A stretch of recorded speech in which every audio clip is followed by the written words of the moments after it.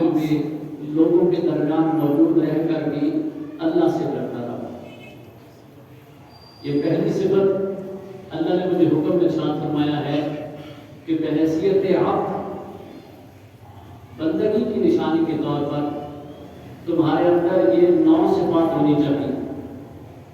اور وہ 9 صفات کیا ہیں؟ کریم آقا صلی اللہ علیہ وسلم نے فرمایا خشیت اللہ فی السر والعلانیہ، کہ میں تنہائی میں بھی اور محافل میں بھی اللہ کا خوف جو ہے وہ اپنے دل میں رکھوں،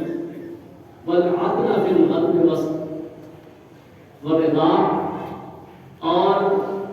میں کسی سے ناراض ہوں یا کسی سے راضی ہوں، لیکن جب معاملہ کرنے پہ آؤں، بات کرنے پہ آؤں تو اس کے ساتھ انصاف کروں، والقسط فی الفقر والغنی، اور مجھے اللہ خوشحالی دے یا اللہ مجھ پر رزق کو تنگ کر دے، میں میانہ روی کو نہ چھوڑوں، فضول خرچی بھی نہ کروں، بخل سے بھی کام نہ لوں، بلکہ میرے پاس اللہ کا دیا ہوا رزق زیادہ آ جائے تب بھی میں میانہ روی اختیار کروں، اور مجھ پر اللہ اپنے رزق کو تنگ کر دے پھر بھی میں میانہ روی اختیار کروں۔ جب انسان کے پاس رزق زیادہ آتا ہے تو وہ فضول خرچی پہ اتر آتا ہے، اسراف پہ اتر آتا ہے، اور جب اس کے پاس رزق کی تنگی ہونے لگتی ہے تو وہ بخیلی سے کام لینا شروع کر دیتا ہے کہ کہیں میرا کل کا جو ہے وہ میرے پاس رزق نہ بچے، میں اپنے بچوں کو کہاں سے کھلاؤں گا، میں اپنی بیوی کو کہاں سے کھلاؤں گا، اور بخل سے کام لے کر اس رزق کو بچانے کی کوشش کرتا ہے۔ تو میرا اللہ جو ہے وہ بندے کو کہہ رہا ہے کہ میانہ روی اختیار کرو، نہ اپنے پاس زیادہ مال آ جانے پہ فضول خرچی کرو اور نہ کم آ جانے پر بخیلی سے کام لو، بلکہ اللہ پہ بھروسہ رکھو۔ پھر میرے آقا صلی اللہ علیہ وسلم نے فرمایا چوتھی بات کیا ہے؟ وَأَنْ أَصِلَ مَنْ قَطَعَنِي، جو شخص مجھ سے تعلق توڑ لے میں اس کے ساتھ اپنا رشتہ جوڑوں۔ یہ اللہ نے حکم فرمایا ہے۔ میں نے کہا ہمارا معاشرے کا رواج یہ ہے کہ جو ہم سے تعلق رکھتا ہے ہم اس سے تعلق رکھتے ہیں، جو ہم سے تعلق توڑ لیتا ہے ہم اس سے تعلق توڑ لیتے ہیں۔ یہ بندگی کی صفت نہیں ہے، یہ بندگی کی صفت نہیں ہے۔ جو بندگی کی صفت ہے وہ کریم آقا صلی اللہ علیہ وسلم کے اس فرمان کی صورت میں میں آپ کی نظر کر رہا ہوں کہ رسول اللہ صلی اللہ علیہ وسلم نے فرمایا مجھے اللہ نے 9 باتوں کا حکم دیا ہے کہ یہ 9 خصلتیں تمہارے اندر ہوں گی یا تمہاری امت کے اندر ہوگی تو وہ بندگی کی صف میں شامل ہوں گی، میرے بندوں کی صف میں شامل ہوں گی۔ اور ان کی 3 میں نے ذکر کی۔ چوتھی صفت کیا ہے؟ کریم آقا صلی اللہ علیہ وسلم نے فرمایا وَأَنْ أَصِلَ مَنْ قَطَعَنِي، جو شخص مجھ سے تعلق توڑتا ہے میرے اللہ نے مجھے حکم فرمایا ہے تم زبردستی کا کے اس کے ساتھ اپنے رشتے کو جوڑو۔ وَأَنْ أَعْفُوَ مَنْ ظَلَمَنِي، جو مجھ پر ظلم کرتا ہے میں اس کو معاف کر دوں، میں اس سے انتقام نہ لوں، میں اس سے بدلہ نہ لوں، بلکہ اس کے معاملے کو اللہ کے سپرد کرتے ہوئے اس کو معاف کر دوں۔ اور فرمایا وَأَنْ أَعْفُوَ مَنْ ظَلَمَنِي وَأَنْ أُعْطِيَ مَنْ حَرَّمَنِي، اور جو شخص مجھ کو کسی چیز سے محروم کرے، مجھ پر ظلم کرے اور مجھے کسی چیز سے محروم کر دے، مجھے خوشیوں سے محروم کرے میں اس کو خوشی دوں، مجھے رزق سے محروم کرے میں اس کو رزق دوں، مجھے دوستوں سے محروم کرے، میرے دوستوں کو مجھ سے دور کرے، میں لوگوں کو اس کی دوستی پہ ابھاروں۔ یعنی جو میرے ساتھ برائی کرتا ہے، مختصر انداز میں رسول اللہ صلی اللہ علیہ وسلم نے فرماتے ہیں اللہ نے مجھے فرمایا کہ جو کسی بھی صورت تمہارے ساتھ برائی کرے تم پر یہ لازم یہ ہے کہ تم اس کے ساتھ اچھائی کرو، اور وہ اچھائی کس لیے ہونی چاہیے؟ صرف اس نیت سے کہ میرا اللہ مجھ سے راضی ہو۔ وَأَن يَكُونَ صَمْتِي فِكْرًا، اور میری خاموشی جو ہے اس میں بس میں یہی سوچوں کہ میرا اللہ مجھ سے کیسے راضی ہو جائے۔ وَإِن يَكُونَ نُطْقِي ذِكْرًا، اور جب میں بولوں تو میں اللہ کو یاد کروں۔ وَأَنْ أَعْمُرَ بِالْمَعْرُوفِ، اور جب میں کسی بات کا حکم دوں تو ہمیشہ نیکی کا حکم دوں۔ یہ میرے کریم آقا صلی اللہ علیہ وسلم نے فرمایا اللہ نے مجھے 9 باتوں کا حکم ارشاد فرمایا ہے. یہ 9 چیزیں ہیں، یہ 9 خصلتیں عبد کے درمیان ہونی چاہیے، عبد کی زندگی کی زینت ہونی چاہیے. لیکن ہمارا طریقہ کار کیا ہے کہ جو ہمارے قریب آتا ہے ہم اس کے قریب جاتے ہیں، جو ہمیں چھوڑ جاتا ہے ہم اس کے ساتھ سلام دینا پسند نہیں کرتے، جو ہمیں تنگ کرتا ہے ہم اس کو 2 قدم آگے بڑھ کے تنگ کرتے ہیں، اور جو ہم پہ ظلم کرتا ہے ہم اس پہ ظلم کے پہاڑ توڑنا اپنی زندگی کا جو ہے وہ نصب العین بنا لیتے ہیں. یہ طریقہ کار جو ہے یہ مسلمان کا طریقہ کار نہیں ہے، یہ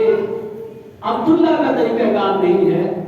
یہ اللہ کے بندے کا طریقہ کار نہیں ہے، یہ ہمارے دین کی خوبصورتی نہیں ہے. ہمارے دین کی خوبصورتی کیا ہے؟ فَاذْكُرُونِي أَذْكُرْكُمْ،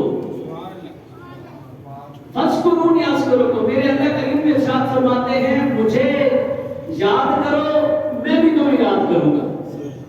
مفسرین نے لکھا اس کا مطلب کیا ہے؟ کیا اس کا یہ مطلب ہے کہ ہم 5 وقت کی نماز پڑھ لیں اور قرآن مجید فرقان حمید کی تلاوت کر لیں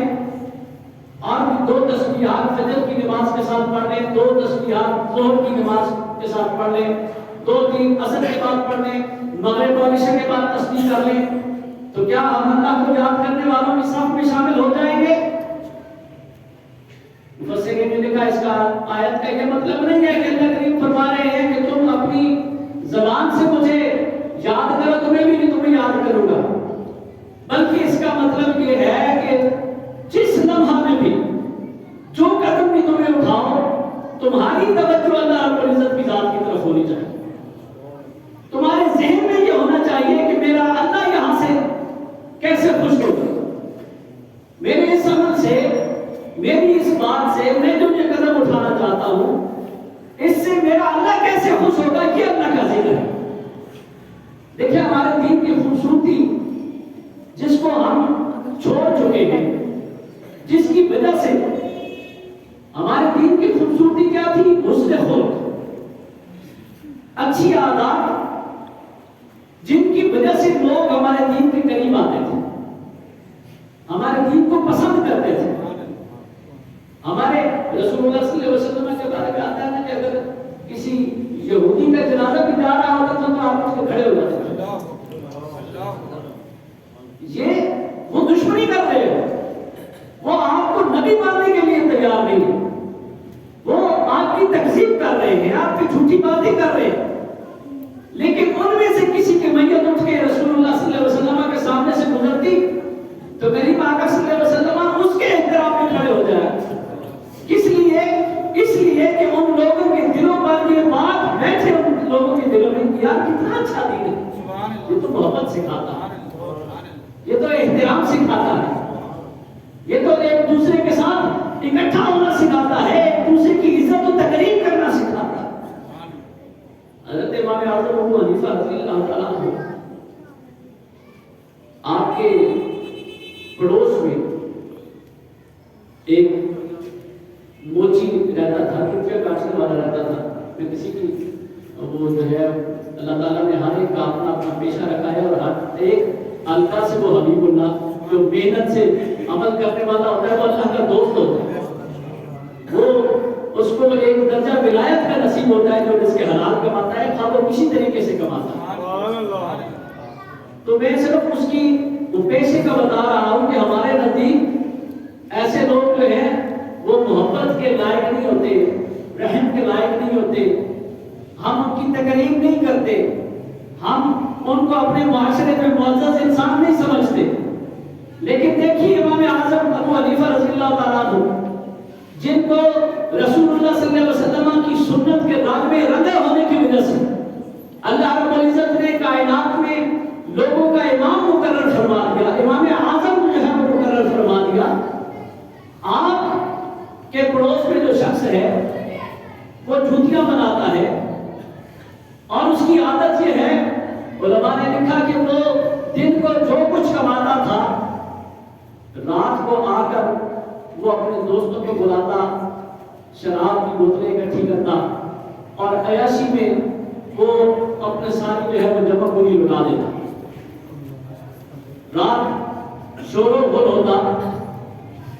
ساری جو ہے وہ پڑوس میں آوازیں بلند ہوتی، گانے گائے جاتے،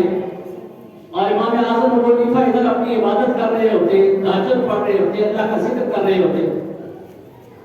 لیکن کبھی ایسا نہیں ہوا کہ آپ نے صبح اٹھ کر محلے داروں کو کہا ہو کہ یار یہ پڑوس میں میرا جو شخص ہے، میرا پڑوسی ہے، یہ مجھے تنگ کرتا ہے، یہ مجھے صحیح طریقے سے عبادت نہیں کرنے دیتا، یہ مجھے صحیح طریقے سے اللہ کو یاد نہیں کرنے دیتا، اس کی شکایت کرو، اس کو جو ہے وہ تھانے دار کو بلا کر اس کے خلاف پرچہ کٹواؤ، اس کو جو ہے وہ یہاں سے نکالو، اس کو محلہ بدر کرو۔ آپ نے یہ کبھی بھی نہیں کہا۔ البتہ روایت میں آتا ہے کہ محلے داروں نے اس شخص کی شکایت جو ہے وہ تھانے دار سے کر دی، اور وہ ایک دن اس نے چھاپا لگایا، دیکھا وہ واقعی ملک کا پڑا کر رہے ہیں، شراب پی رہے ہیں، اس نے اس جرم میں ان کو گرفتار کیا اور چلے گئے۔ اور صبح امام اعظم ابو حنیفہ جب اٹھتے ہیں تو وہ جب تک وہ شور کرتا رہا، آپ نے محلے داروں سے بات نہیں کی، لیکن جس دن اس گھر میں خاموشی ہوئی، اس دن صبح آپ نے اٹھ کر مسجد میں جا کے کہا آج میرے پڑوس میں کوئی شور نہیں ہوا، آج میرے پڑوس میں مجھے آواز نہیں آئی، میرا پڑوسی خیریت سے تو ہے نا؟ تو محلے داروں نے کہا حضور وہ ایسے تنگ کرتا تھا، شور شرابہ کرتا تھا، جو ہے وہ سب کی نیندیں حرام کرتا تھا، تو ہم نے اس کی شکایت کر دی، اور وہ زمانے شہر تھانے دار جو ہے وہ آ کر اس کو لے گیا۔ آپ نے فوراً اپنا وہ فقیہ ہونے کی حیثیت سے، امام ہونے کی حیثیت سے، جو آپ کو لباس پہن کر گورنر کے دربار میں جایا کرتے تھے، آپ نے فوراً وہ لباس سے اتم کیا، اپنے گھوڑے پہ بیٹھے اور سیدھا گورنر ہاؤس پہنچے۔ گورنر کو پتہ چلا کہ امام اعظم آ رہے ہیں، وہ باہر آیا استقبال کے لیے، کہا حضور ایسی کیا وجہ ہو گئی ہے کہ آپ خود چل کے یہاں پر آ گئے؟ آپ نے مجھے کہنا تھا، میں آپ کے پاس پہنچتا، مسئلہ کیا ہے؟ آپ نے فرمایا تمہارے کوتوال نے، تمہارے تھانے دار نے میرے پڑوسی کو گرفتار کر لیا ہے، فوری طور پر اس کی رہائی کے آرڈر جاری کر۔ آپ نے اسے رہا کر آیا، وہ واپس آیا، آ کر آپ کے پاس بیٹھ کے کہنے لگا حضور میں تو آپ کو بڑا تنگ کرتا تھا، میں نے تو آپ کے ساتھ آج تک زندگی میں آپ کے پڑوسی ہونے کے ناطے آج تک میں نے آپ کے ساتھ کوئی اچھائی نہیں کی، کوئی بھلائی آپ کے لیے میرے دل میں نہیں آئی، نہ میں نے سوچا کہ آپ کے ساتھ کوئی اچھائی کروں۔ تو آپ جب میری ان تکلیفوں سے بچ رہے تھے، میرے شور شرابے سے بچت ممکن ہو رہی تھی، مجھے کوتوال لے کے چلا گیا تھا، تو آپ نے مجھے کیوں بچایا؟ آپ فرمانے لگے اللہ کے بندے وہ تیرا عمل تھا، وہ تیرا عمل تھا، اس کا سوال تجھ سے ہونا ہے کہ تو میرے پڑوسی ہو کر میرے ساتھ کیا کرتا ہے، لیکن جب تجھ پہ مصیبت آئی ہے تو وہ سوال مجھ سے ہونا تھا، اللہ نے مجھ سے پوچھنا تھا کہ تیرے پڑوسی پہ مصیبت آئی ہے تو تو نے اس کے ساتھ کیا سلوک کیا؟ نعرہ تکبیر، نعرہ رسالت، نعرہ تحقیق، نعرہ غوثیہ، تاجدار ختم نبوت، تاجدار ختم نبوت، تاجدار ختم نبوت، یہ ہمارے دین کی خوبصورتی ہے۔ ہمارے دین کی اس خوبصورتی کو دیکھ کر لوگ جو ہے وہ دین اسلام کے قریب ہوا کرتے ہیں۔ یہ وہ یاد ہوتی ہے اللہ کی جس کا اللہ کریم ہم سے تقاضا کر رہے ہیں، فَاذْكُرُونِي أَذْكُرْكُمْ، مجھے یاد رکھا کرو۔ ہم گاڑی پہ بیٹھ کر جب سڑک پہ جا رہے ہوتے ہیں اور کہیں پانی اکٹھا ہوتا ہے، کہیں مٹی ہوتی ہے، اور ہم اپنی تیز رفتار پورا آسائش گاڑی کو اس پانی کے قریب پہنچ کر بریک لگا لیں اور اس مٹی پہ پہنچ کر اپنی گاڑی کو آہستہ کر لیں، اس نیت سے کہ ہمارے کسی بھائی کے کپڑوں پہ چھٹے نہ پڑے، ہمارا کسی بھائی جو موٹر سائیکل پہ آ رہا ہے، سائیکل پہ آ رہا ہے، پیدل آ رہا ہے، اس کا چہرے پہ دھول نہ پڑے، یہ اللہ کی یاد ہے۔ اور اس اللہ کی یاد کو اللہ پسند فرماتے ہیں۔ فَاذْكُرُونِي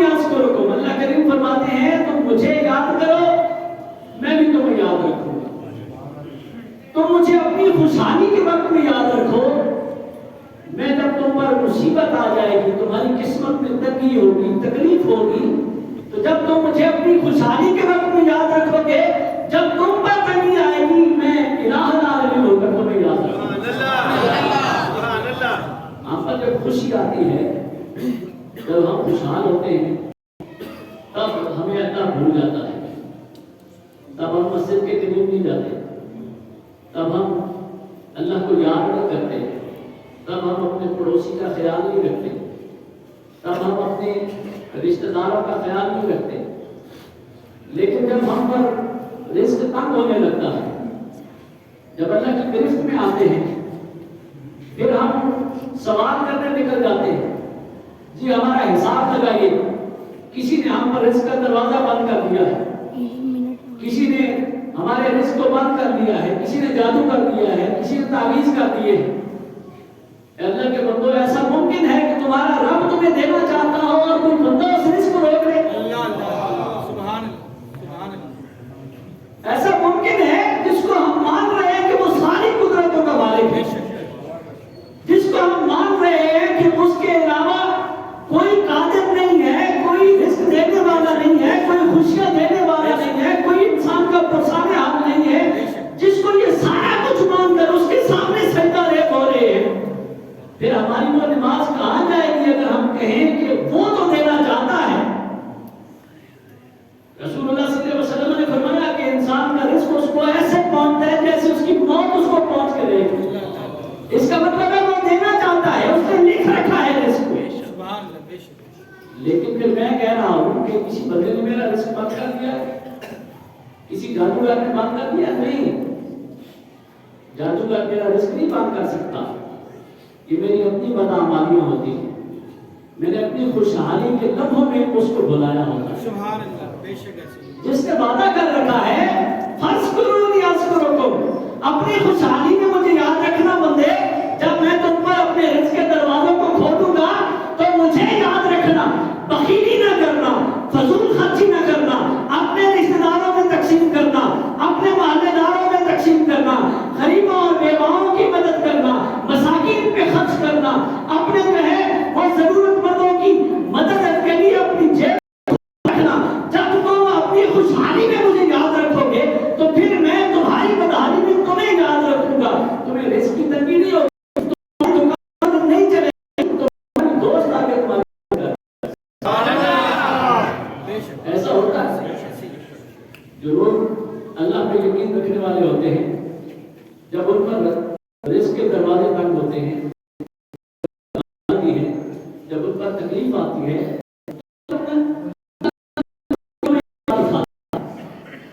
اللہ اپنے بندوں کے دلوں میں یہ بات ڈالتے ہیں کہ جاؤ میرا فلاں بندہ بیمار ہے، اس کو دوائی کے پیسے نہیں ہوں گے، اس کی تھوڑی سی خدمت کراؤ، فلاں کے گھر میں رزق کی تنگی ہو رہی ہے،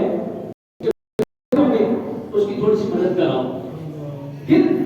اللہ کریم اپنے بندے کو یاد کرتے ہیں جب بندہ اللہ کو یاد کرتا ہے۔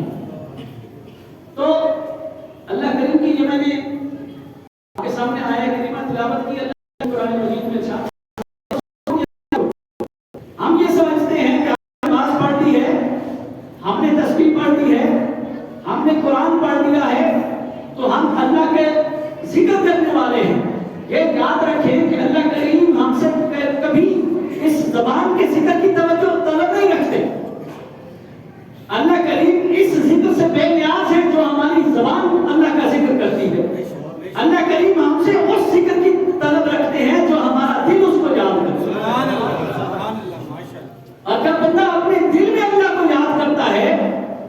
تو پھر اللہ کریم اس بندے کو نہیں بلاتے، پھر اللہ کریم اس بندے کو یاد کرتے ہیں، پھر اس کی تکالیف میں اس کی مدد کرتے ہیں، پھر اس کی ضرورت کو پورا کرتے ہیں۔ پھر اگر اس کی نصیب میں بیماری ہے تو جب اس کو بیماری آتی ہے اللہ اس کو صبر کی قوت نصیب فرماتے ہیں۔ میں یہ نہیں کہتا کہ جو شخص نماز پڑھنے والا ہوگا، اللہ کو یاد کرنے والا ہوگا، اس پہ تکلیف نہیں آئے گی، تکلیف آتی ہے۔ آج تک کسی اللہ کے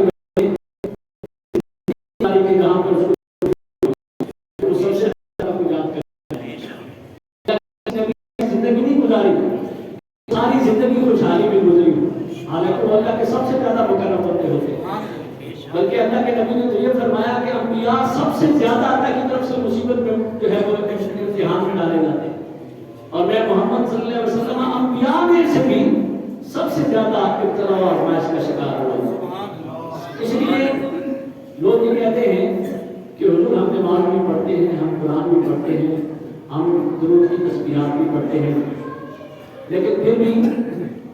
ہم پر رزق کی تنگی ہے، ہمارے کام نہیں ہو رہے، ہماری ملازمت نہیں مل رہی، ہماری بیٹیاں آباد نہیں ہو رہی۔ دوستان گرامی، یہ وہ چیز ہے جو ہم زبان سے کر رہے ہیں، ہمارا دل اس ذکر کی گواہی نہیں دے رہا۔ جب ہمارا دل ذکر کی گواہی دے گا کہ ہاں واقعی اللہ ہمیں یاد ہے، اور یہ گواہی انسان کا عمل دیتا ہے۔ جب انسان کے دل میں اللہ کی یاد ہوتی ہے نا، تو پھر اس کا عمل اس چیز کی گواہی دیتا ہے کہ ہاں واقعی اس کو اللہ یاد ہے۔ اور یہ وہ چیز ہے جس کا اسلام ہم سے تقاضا کرتا ہے۔ میں یہ کہہ رہا ہوں کہ اللہ رب العزت کو ہماری زبان کے ذکر کی ضرورت نہیں ہے۔ اگر اللہ نے ہمیں توفیق دے دی ہے نماز پنجگانہ پڑھنے کی، قرآن پڑھنے کی، تسبیح پڑھنے کی، تو ہمیں اس پہ فخر نہیں کرنا چاہیے، بلکہ قرآن کہتا ہے ان الصلاۃ تنہی عن الفحشاء والمنکر والبغی۔ اگر کسی کو نماز کی توفیق مل گئی ہے تو اس کو یہ سمجھنا چاہیے کہ کیا میری نماز مجھے برائی سے روک رہی ہے۔ اگر کسی کو کسی پیر کی نسبت مل گئی ہے، کسی اللہ کے ولی کی نسبت مل گئی ہے، تو اسے یہ سمجھنا چاہیے کہ کیا وہ نسبت میرے اندر کوئی تبدیلی لا رہی ہے۔ اگر نماز کا پڑھنا ہمارے اخلاق کو تبدیل نہیں کر رہا، اگر کسی پیر کے ہاتھ پہ بیعت ہو جانا ہمارے اندر کوئی تبدیلی نہیں لاتا، تو ہماری وہ نماز ہمارا وہ بیعت، کیونکہ رسول اللہ صلی اللہ علیہ وسلم فرماتے ہیں میرا آقا فرماتے ہیں مجھے اللہ نے یہ نماز روزوں کے سجدے کے لیے نہیں بھیجا، مجھے اس لیے بھیجا ہے کہ میں لوگوں کو اچھے اخلاق سکھاؤں۔ جب ہمارے اندر یہ تبدیلی آئے گی، ہمارا اخلاق اچھا ہوگا، ہمیں کوئی گالی دے گا تو ہم اس کو دعا دیں گے، جا تیرا معاملہ میرے اللہ کے سپرد۔ ہمارے راہ میں کوئی کانٹے بچھائے گا، ہم اس کی راہ میں پھول بچھائیں گے، تیرا عمل تیرے ساتھ ہے، میں تیرے ساتھ بھلائی کروں گا۔ یہ اسلام ہے، یہ اسلام کی خوبصورتی ہے، یہ وہ اللہ کی یاد ہے جس کا اللہ قرآن مجید میں ارشاد فرماتے ہیں فَاذْكُرُونِی اذْکُرکُم، مجھے یاد رکھو میں بھی تمہیں یاد رکھوں۔ اور جب انسان اس خوبصورتی پہ آتا ہے، میں دو باتیں بس کرنا چاہتا ہوں۔ جب انسان اس خوبصورتی پہ آتا ہے کہ اس کی زبان نہیں، اس کا دل اللہ کی یاد سے بھر جاتا ہے، اس کا دل اللہ کو یاد کرتا ہے، تو پھر اللہ رب العزت اس پہ اس کے سر پہ ولایت کا وہ تاج رکھتے ہیں کہ جو جناب خادم حسین رضوی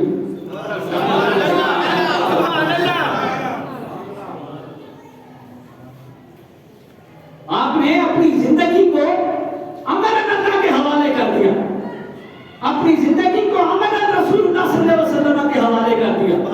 اور پھر یہ ہوا کہ انہیں کہنے کی ضرورت نہ پڑی کہ لوگوں میری بات سنو، پھر انہیں یہ کہنے کی ضرورت نہیں پڑی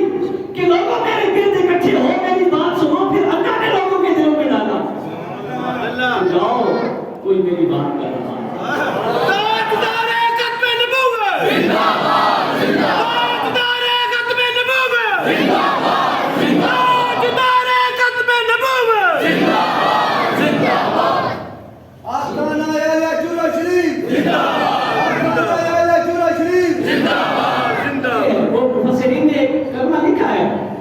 فَاذْكُرُونِی اذْکُرکُم سے کیا مراد ہے؟ اللہ کریم فرماتے ہیں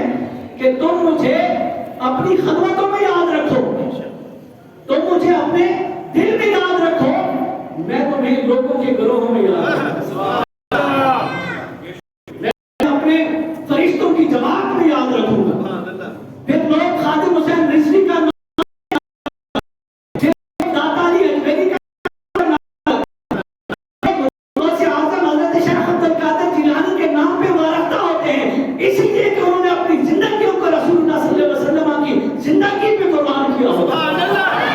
رسول اللہ صلی اللہ علیہ وسلم کی ناموس پہ آپ کے نام پہ قربانی دی ہوتی،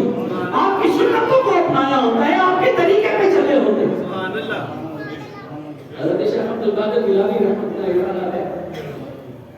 میں نے وہ تکالیف کی بات کی تو آپ کے تذکرے سے مجھے یاد آ گیا، آپ تو بھی یاد کرتے ہیں لیکن زندگی کی خوبصورتی کیا تھی وہ ہمیں کہ گزار کر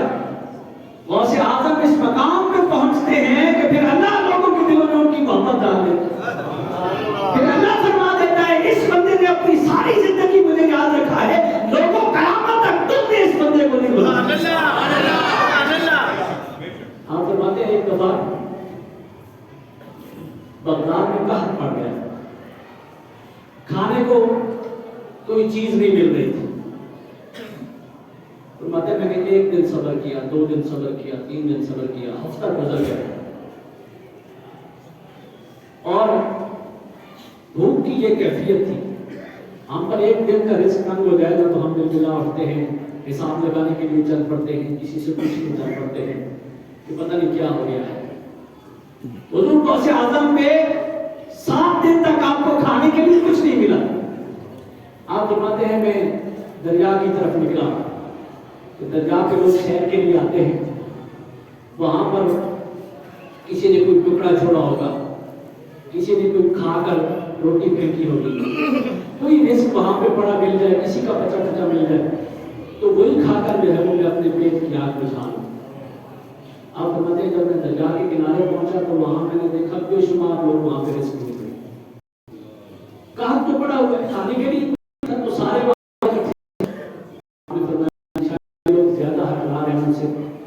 آپ فرماتے ہیں ان کو دیکھ کر میں نے رزق تلاش نہیں کیا، وہاں سے پھر واپس آ گیا کہ اگر یہاں سے کوئی ٹکڑا کسی اور کے نصیب ہو جائے تو وہی اچھا ہے، یہ اللہ کیا، یہ اللہ کا ذکر ہے، اپنے بھائی پہ قربان کر دو۔ آپ فرماتے ہیں میں واپس آیا، مسجد میں آ کے بیٹھ گیا، مسجد میں بیٹھتا ہوں تو وہاں پر ایک بندہ آتا ہے اور اس نے تھوڑا سا کھانا اٹھایا ہوا ہے۔ آپ فرماتے ہیں میرے دل میں یہ طلب ہوتی ہے کہ کاش یہ بندہ مجھے دعوت دے تو میں بھی اس کے ساتھ 2-4 نمازیں لگا دوں۔ تو فرماتے ہیں کہ وہ بندہ مجھے دیکھا مسجد میں بیٹھے ہوئے، مجھے کہنے لگا جناب آئیں کھانے میں شریک ہو جائیں۔ پھر میرے دل میں خیال آیا، میں نے کہا اتنا تو قحط پڑا ہوا ہے، اس بندے کو پتہ نہیں کھانا کہاں سے ملا ہوگا، تو بہتر ہے یہی بیچارہ کھا لے، میں اس کے ساتھ شریک نہیں ہوتا، جو 2 نمازیں میرے پیٹ میں جائیں گے وہ بھی اسی کے نصیب ہو جائیں۔ پھر قربانی دی، کہتے ہیں پھر اس بندے نے مجھے کہا کہ حضور آئے 2 نمازیں تو لے لیں، اتنا کہنے پہ پھر میں اس کے ساتھ جا کے بیٹھ گیا، کھانا کھایا، کھانا کھاتے ہوئے مجھے پوچھنے لگا کہ یہاں پر کوئی جیلان کا عبد القادر رہتا ہے؟ اس نے کہا یہاں پہ جیلان کا کوئی عبد القادر نامی شخص رہتا ہے، آپ جانتے ہیں اس کو؟ آپ نے فرمایا جانتا ہوں، میں تمہارے سامنے بیٹھا ہوں۔ آپ نے مطلب وہ بندہ میرے سامنے ہاتھ جوڑ کے بیٹھ گیا، کہنے لگا حضور مجھے معاف کیجیے گا، آپ کی والدہ نے، میں سفر پہ نکل رہا تھا، آپ کی والدہ نے کچھ درہم دے کر مجھے بھیجے تھے کہ عبد القادر کو دے دینا، میں 2 دن بھوکا رہا ہوں، آج مجھ سے برداشت نہیں ہوا تو میں نے وہ جو آپ کی امانت تھی، آپ کی والدہ کی بیٹی ہوئی، ان دلائل سے میں نے یہ روٹی خریدی تو یہاں پر لے آیا۔ حضور یہ آپ کی والدہ نے آپ کے لیے بھیجا تھا، سے میں شریک ہوں، مجھے کر دینا، میں نے آپ کو نہیں کھلایا، یہ آپ کا اپنا ہی رزق ہے۔ تو ایسے پھر اللہ ایسے مدد کرتا ہے، جب انسان اپنے آپ کو اللہ کے سپورٹ کر دیتا ہے، اس کی جان کے سپورٹ کر دیتا ہے، پھر اللہ قریب اپنے غیب کے خزانوں سے اپنے بندے کی مدد کرتا ہے اور بندوں کے دل میں ان کی جان کو ابھارتے ہیں۔ دوستان گرامی، اپنی زندگی میں اچھائیاں پیدا کریں، اپنی زندگی کو اچھائی کی طرف لے کر آئیں۔ آپ کو کوئی تنگ کرتا ہے، آپ کو کوئی گالی دیتا ہے، آپ کے ساتھ کوئی بد اخلاقی کرتا ہے، آپ کے ساتھ کوئی اپنے کو توڑتا ہے، تو یہ اس کی ہے، آپ اندر سے اچھائی نکلنی چاہیے، اللہ اور اس کے رسول اس اچھائی کو लाने पे कादिर हो जाएं और अपने शैतान को मार दें जो हमें इंतकाम पे उभारता है, हमें गाली देने पे उभारता है, हमें दूसरे को बुरा भला कहने पे उभारता है। तो वो बुरा भला कहने से हमारी तशफ़ी हो जाएगी, हमारे लिए आखिरत में कुछ नहीं बचेगा। किसी ने हमें गाली दी है, उसको गाली देने से हमारा बदला पूरा हो जाएगा, हमारे लिए आखिरत में कुछ नहीं बचेगा। लेकिन अगर कोई हमें गाली देता है और हम उसको दुआ देते हैं कि मेरा अल्लाह राजी हो, कोई हमसे कता ताल्लुकी करता है, हम फिर भी उसके साथ निभाते हैं कि मेरा अल्लाह राजी हो, तो फिर उसका अजर ये होगा कि जब रोज़े महशर लोग दूर भाग रहे होंगे तो अल्लाह करीम फरमाएंगे कि आ बंदे, कल तूने मुझे याद रखा था, आज मेरी पनाह में आज मैं तुम्हें याद रखूंगा। और अगर हम आज उसको बुलाकर अपनी अना को राजी करेंगे तो कल हमारा कोई पुरसाने हाल नहीं होगा। अल्लाह करीम हमें अपनी याद की, अपने जिक्र की तौफीक नसीब फरमाए और अपने जिक्र को सवारने की तौफीक नसीब फरमाए।